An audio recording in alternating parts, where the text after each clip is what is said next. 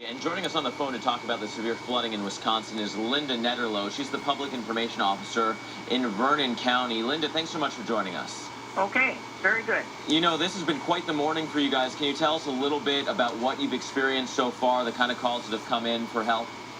Okay, yes, I can.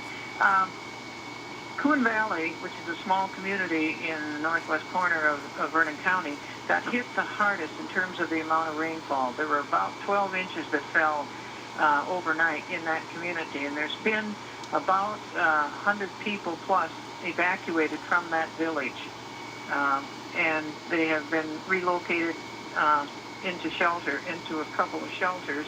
They did evacuate the Bosney House, which is an assisted living group home, and those folks went to Vernon Memorial Hospital, which is located here in Viroqua. And as far as the water, I don't know if how far it's receded, but there is quite extensive property damage in that area. When you're talking property damage, you mean like water into, say, the first floor, or water up to rooftops? Give us some scale here. Okay, the ballpark, which is right next to Coon Creek, the water was up to the roof on that shelter. Wow. So it was, and the bridge, of course, was overflowing with water and debris. And of course, it closed Highway 14. That is still closed and will be closed for some time. Are there ways around that area, or are you just telling people to stay off the roads completely? Well, we're trying to encourage people not to travel anywhere if they can, because Highway 35 was closed and Highway 27 was closed at Malvina, which is in Monroe County.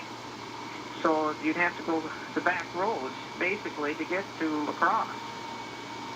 If you needed to go, to like La Crosse or Sparta, you'd have to go some back ways, back roads. And Linda, I assume you've seen the forecast of what's still to come. Any thoughts on what will happen later today? We're all holding our breath, because we know if this happens, it's going to be just devastating again for the county.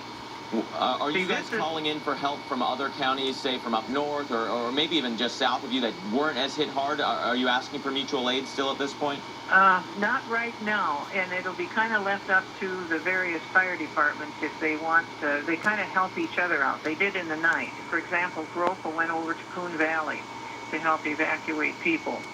So, we kind of help each other out in these kinds of situations. Absolutely. That's Linda Nederlo, the worst of the weather, bringing out